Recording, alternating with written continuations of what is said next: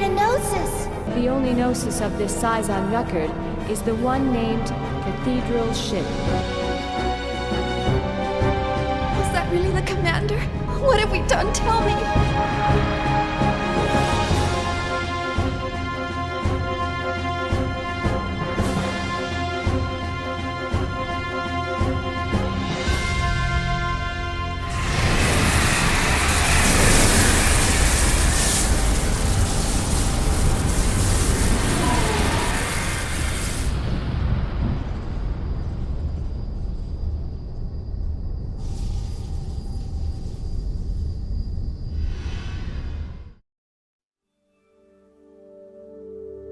Chapter 24, The Kukai Foundation. Xian and the rest make it on board the Durandal and finally meet Junior. Finally, the whole gang is all together. Matthews introduces Junior to Xian, Alan, Ziggy, and Momo. After Junior tells Matthews to get the LSAT fixed up once they arrive at the Kukai Foundation, Xian realizes who she's talking to. Guinan Kukai Jr., as he is known publicly. After Junior teases Alan, saying that they should leave him behind for saying that they shouldn't associate with the Kukai Foundation. This is bad, Chief. We can't associate with these people. Hey, I heard that, man. Would you rather we left you here in space? No, sorry, sir. Look, little master, what do you say we just leave this wuss behind? He spends all his time moaning and groaning. Hey, come on, Captain. Chaos, help me out here. Well, it's not really up to me, you know.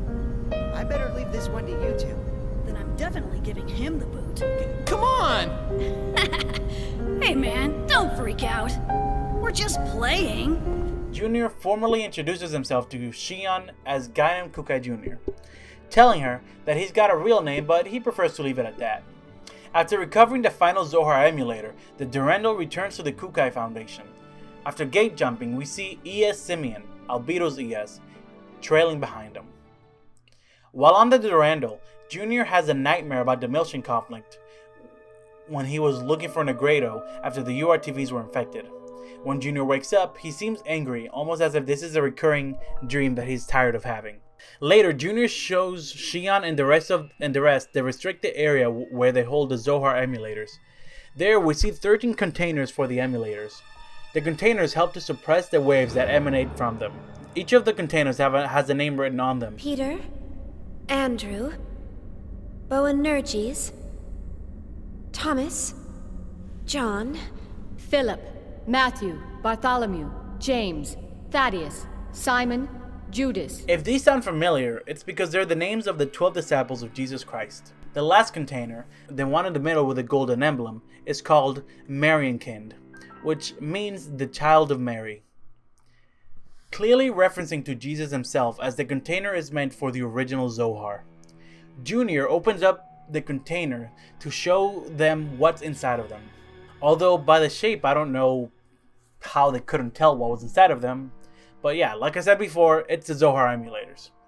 When Xian questions Junior as to why they have all these emulators, he tells her, Well, our corporation does dabble a little in everything. Besides, these days, you can't get by without having something to deal with a Gnosis. And we definitely can't wait around for the Federation to get off its lazy butt. Then Momo asks about the room in front of them.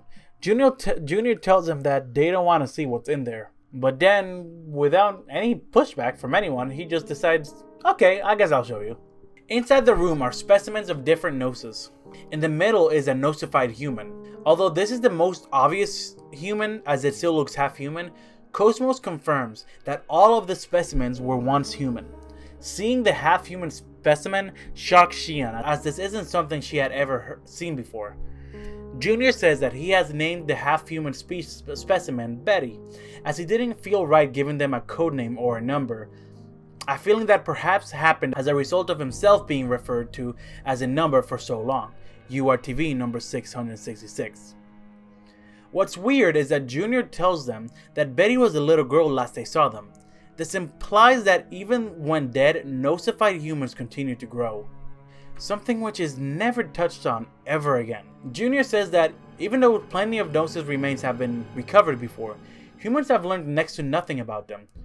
When examined, it turns out that their solid bodies are made entirely of salt. Even in their translucent forms, they're mainly made out of just water and sodium hydroxide, which is ridiculous as compounds so simple couldn't possibly make creatures so complex. This scene really shows how little humans know about Gnosis, as some people speculate that Gnosis may be a new type of virus, and nobody knows why everyone who is touched by a Gnosis and survives always turns into one of them. Hearing this worries Xian, as she remembers that she was touched by a Gnosis back in the Woglinde. However, she never turns into a Gnosis. I'm just gonna tell you that right now, because they never address this. She never turns into a Gnosis because, well, I don't think they ever explained that either. Look, it's not a perfect game, okay? But I'm sure it has something to do with her being the reincarnation of the Maiden of Mary. Nephilim touches on it later, but I would hardly call it an explanation. Anyways, when Xian asks him when the Gnosis started appearing, Junior tells them that it was after Joachim Mizrahi activated the Song of Nephilim, and that's what called the Gnosis into the real number domain. This is the story that the public was given, as nobody knows the truth. Not only that Mizrahi did not activate the Song of Nephilim, and that he was just a scapegoat for Utek, but that even though the Song of Nephilim did weaken the barrier between the real and imaginary number domains, which allowed the Gnosis to pass through in the numbers they did, it was actually young Xian that called them by accidentally activating the Zohar. Of course, not only was nobody a witness to this, but Xian herself doesn't even remember this happening because of her trauma. When Junior begins to badmouth Joachim, calling him a lunatic, as most people believe him to be, Momo becomes sad and slowly leaves the room as she remembers her father fondly. Remember, she sees Joachim as her dad. Momo heads to an artificial park inside of the giant Durandal. There, she talks to some fireflies, which are actually small robots made to clean their surroundings. But either way, it's not something that's going to respond, but Momo is mainly just using them as a medium to talk to herself. She wonders if Joachim was indeed a lunatic, and if he was, does that mean that Realians like her are bad people? When Xian finds her, she asks her what's wrong, and Momo tells her what's on her mind. Xian attempts to cheer her up by telling her that Joachim didn't only create or do bad things, like the Songs of Nephilim, but he also created nice things, like the environment of bugs flying in the park. She also said that even though the fireflies are man-made, they function as if they've existed all along, as if they were meant to be. She believes that Realians are much the same way, and that even they have an important role to fill in the world. Even Cosmos jumps in to say that it was thanks to Joachim's research on the Gnosis that many anti-Gnosis technologies would come to be made. Xian thanks Cosmos, saying that she's glad to see Cosmos empathizing with the feelings of others, as it's a major factor in human relationships. Cosmos simply responds by saying that although she doesn't believe that the current situation called for her to be empathetic, I am pleased to be of service to you. Alan arrives at the park and tells Xian that after they arrive at the Kukai Foundation, Junior agreed to take them to Second Miltia, as they also have worked in Second Miltia. How convenient, they too are headed for Miltia. A coincidence that Xian mentions, but Alan is happy to brush aside for the sake of convenience. Sometime later, the Durandal arrives at the Kukai Foundation. As everyone gazes in awe at the Kukai Foundation, we see how the Durandal can actually dock in the Kukai Foundation.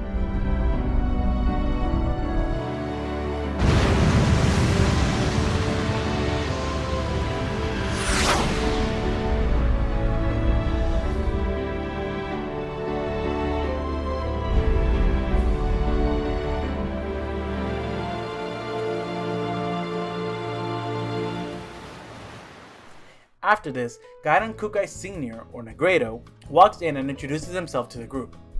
Xian immediately notices the resemblance between him and Junior. After greeting Xian and talking to Momo, Negredo, I assume, greets everyone else off camera, otherwise that would be super rude, and then he heads back out. But on his way out, something about Xian seems to catch his attention.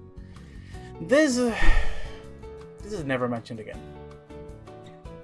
I mean, it could be that he's somehow reacting to the fact that she is Mary's maiden, but nothing in the story points to why he would react to something like that, other than his telepathic abilities. But even then, he doesn't really know the deep lore about Mary and the Zohar and the Ancients and the Maidens, so I don't know.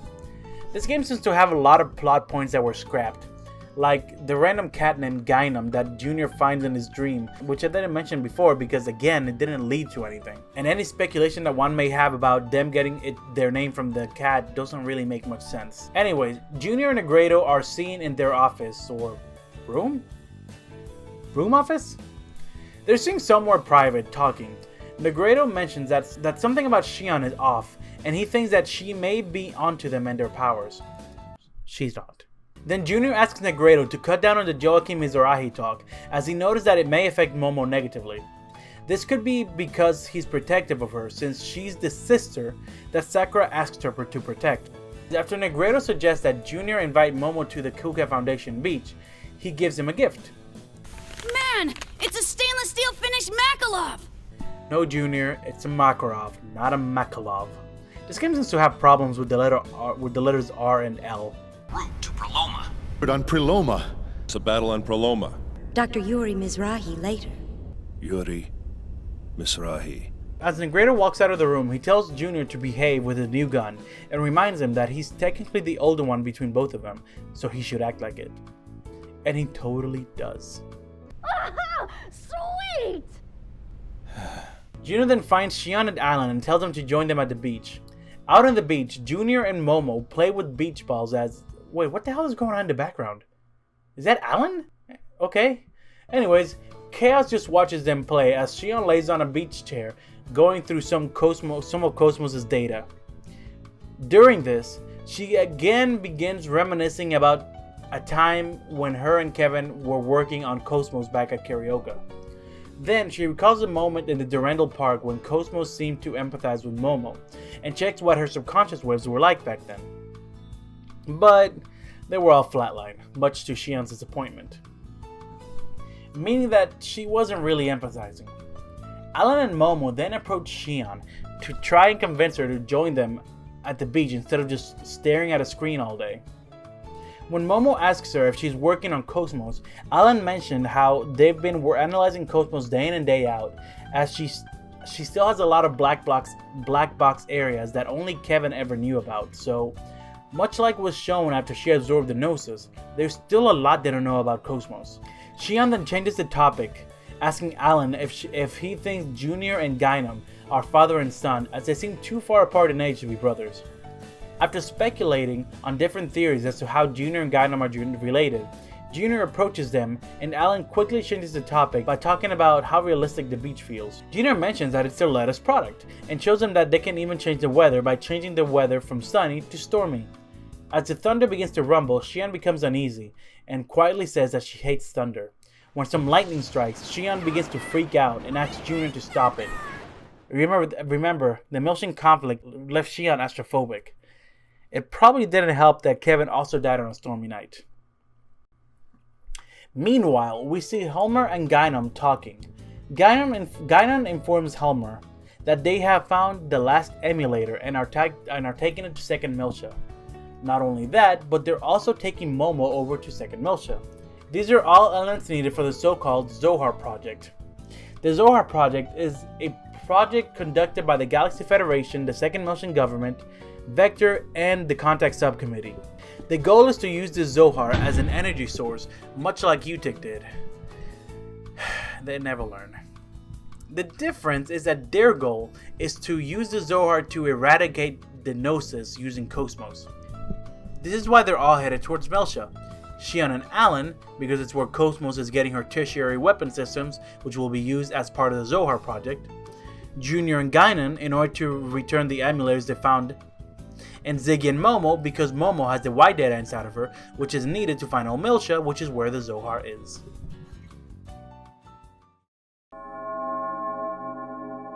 Chapter 25, False Incrimination. We see Margulis talking to Sellers.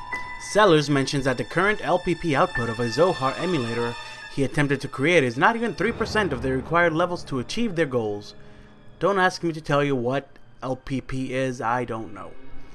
But yeah, Sellers attempted to make an emulator himself. It's not a very good one though.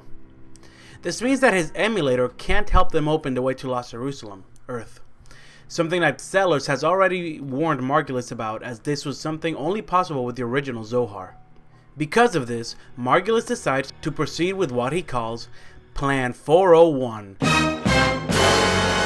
Are these actually numbered? Like, does he have 400 plans before the... Anyways, this plan involves taking some footage of the attack on the Durandal when they were investigating the destroyed Woglinde, and doctoring the footage to make it look like the Durandal actually destroyed the Woglinde. Through a series of domino effects, this would lead the Miltian government and Kukai Foundation to lose their rights to Momo and the emulators, and thus make it easier for UTIC spies in the Federation to recover both of them. After this call with Sellers, Margulis then contacts Albedo and tells him that if the plan doesn't go as intended, he should prepare, as they may have to use the Song of Nephilim. We cut to Shion pondering about going to Miltia when Alan asks her if something is wrong. She once again says her catchphrase, Huh? Oh no, it's nothing. Trust me, she says it a lot. I haven't played every time she says it because I'm probably going to make a video about it later, but just so you know, it's been 6 times so far, just in the first game. Even Alan mentions it. And once again, it's nothing. Meanwhile, the Durandal, which is carrying the Kukai Foundation with it, is close to approaching the Miltian star system. As they will probably be going their separate ways once they get to Miltia, Junior hands Momo a bullet from a long time ago. Meaning our time. The bullet apparently has a good luck phrase on it. It's "Sayonara, baby," which is definitely a reference to the Terminator's "Hasta la vista, baby." Before handing it to her, he uses his powers to fuse it with a bracelet so she can wear it. Don't question it. He has bracelet making powers or something. I don't know. Let's move on. As the Durandal approaches the Miltian space, we see a bunch of Federation ships surrounding them. Margulis' plan has begun.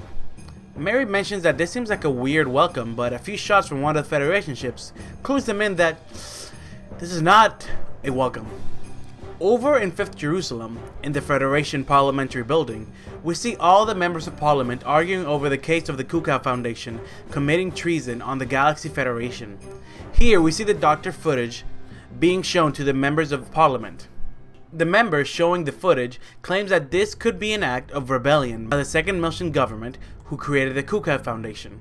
It's possible that the man showing the footage is one of many UTIC agents in the Federation, but he could just be someone fooled by the footage. Due to this evidence, a member of the Parliament says that they are entering a motion to suspend the status of autonomous government from the second Miltian government.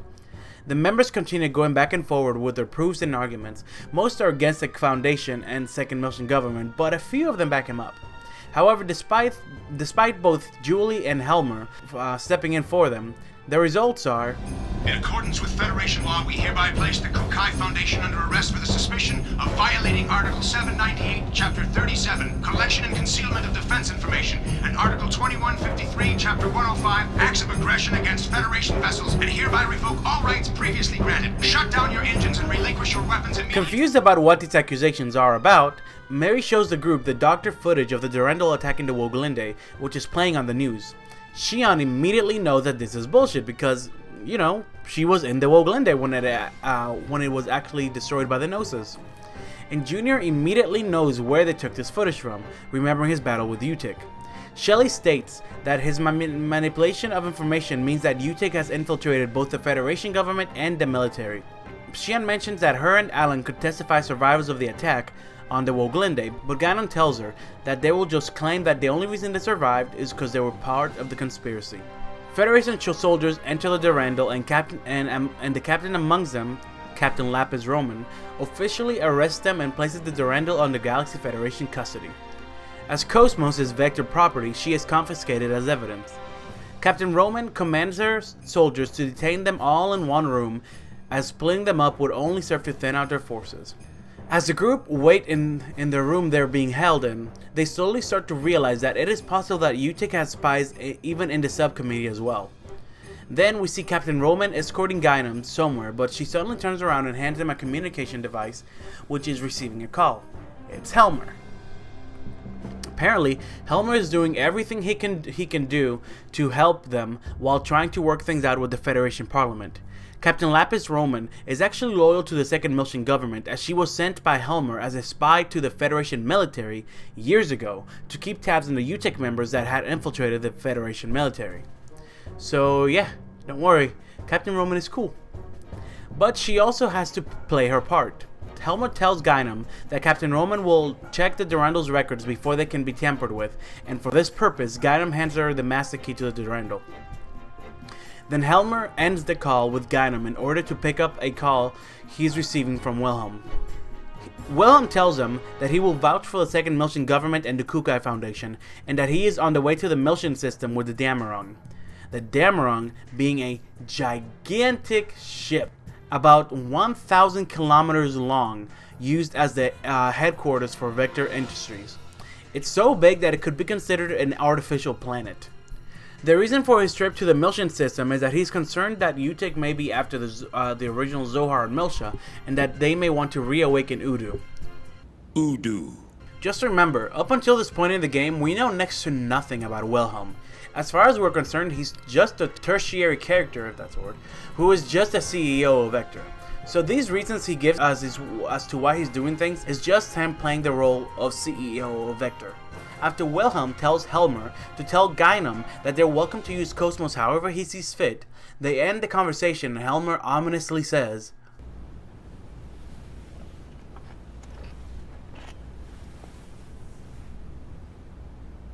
Udu. Back at the Durandal, Captain Roman begins her interrogation of the group, but when she sits down, she instead tells him the truth about who she is. Even the soldier guarding them inside the room is in on it. Captain Roman states that based on the way things are looking, if they can't find concrete proof that the video was doctored, Momo will end up in the hands of UTEC because of the UTEC spies in the Federation and the Second Miltian government. And the Second Miltian government will be stripped of all its authority. They begin going over what might count as concrete proof. Xian mentions the Woglinde's black box, but that had already been tampered with by UTEC. Junior mentions that he shot up the data on the UTEC battleship, so that takes that possibility out. Chaos mentions the Durandal's database, but because the database doesn't have high enough encryption, it wouldn't count as a reliable evidence, as the Federation could just claim that they tampered with the Durandal's database. As it turns out, there's only one thing that was present during the attack on the Woglinde that hasn't been tampered with, can't be tampered with because of its encryption system, and is still around. That being Cosmos! But Cosmos is being held in a different room, back in the Elsa. Not only that, but in order to access and copy Cosmos' record, they would need the keys from both the Federation government and Vector HQ, which at least one of those things isn't going to happen. So instead they decide that they're going to dive into Cosmos' subconscious domain via an encephalon dive and copy the data directly. For this, they will need to escape the room they're being held in, and for this to happen without Captain Roman's cover being blown, they have to make it look like a real escape. So, Captain Roman undoes their bindings, gives Xian a device that will open all locked doors, and tells Ziggy to knock her out along with the guard in the room. This way, it looks like a legit escape. So, Ziggy just does just that. Apologetically so, of course. Go easy on me, okay?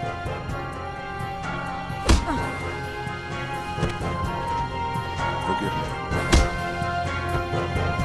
Thanks. You're pretty cool. When they find Cosmos, Xian prepares to dive into the encephalon. It was supposed to be her alone while Alan backed her up from the real world, but as Xian begins her dive, for some reason, everyone else in the room is pulled into the encephalon, possibly due to Nephilim's doing, considering what we see next.